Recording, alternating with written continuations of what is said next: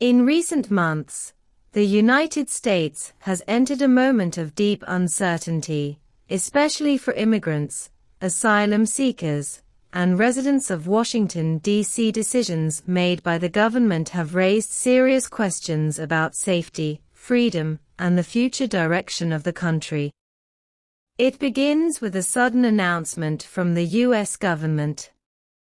Asylum requests from Afghan nationals have been suspended indefinitely. The officials say they want more time to review the cases, but the news spreads fear among thousands who already escaped war and danger. Soon after, the Department of Homeland Security expands this pause even further. They say they are now reviewing all asylum cases approved under the Biden administration. But they don't clearly explain whether this applies only to Afghans, or people from many other countries as well. For families waiting for safety, this lack of clarity becomes a heavy cloud of doubt. Next comes another major step. Joseph Edlow, the director of USCIS, announces that he has ordered a full-scale re-examination of every green card belonging to people from what he calls countries of concern. His statement does not list these countries, but he points toward a travel ban created by Donald Trump earlier that year. A list of 19 nations, including Afghanistan, Venezuela, Laos, Burundi, Sierra Leone, Togo, and Turkmenistan. This reference sends shockwaves across immigrant communities.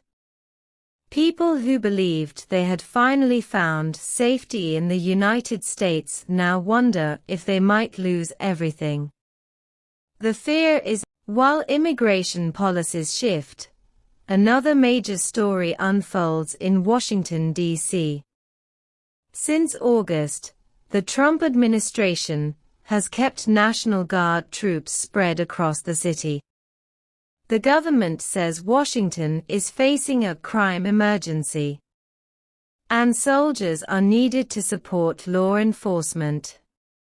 For months, their presence has become normal. Hums on street corners, soldiers in uniform patrolling neighborhoods. Then, after a shooting incident on a Wednesday, Trump announces he is deploying 500 additional National Guard troops to the Capitol. Many people question this decision. Legal experts warn that using the military inside U.S. cities should be rare and carefully justified. Civil rights groups argue that the heavy presence of armed troops makes the city feel tense, watched, and controlled. Finally, a federal judge steps in. She orders an end to the National Guard deployment. But she delays the enforcement of her order for 21 days. This gives the administration time, either pull out the troops, or appeal the ruling. This pause creates a legal standoff. Should the troops remain? Should they leave? And what message does their presence send to the nation? Together, these developments paint a picture of a country struggling with fear, politics, and power. On one side, immigrants, especially those from the 19 countries on Trump's travel ban, are left unsure about their future. Their asylum cases may be reopened. Their green cards may be re-evaluated. Their safety is once again in question.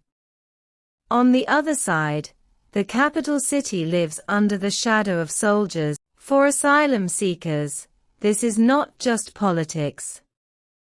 This is their life, their future, and their chance to live without fear.